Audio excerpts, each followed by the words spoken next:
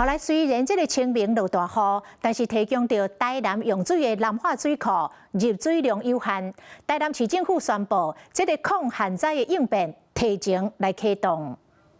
依照統計，台南市為去年9月開始，累積的雨量比過去同期減正濟。雖然講清明假期拄到上強的春雨，水利署南區水資源分署估算，水庫的入流量差不多是390萬噸。不過台南主要集文水庫的欠水量只有22%，佫算是紅色的警戒。雖然目前民生用水也算穩定，不過市政府議員宣布提早抗旱。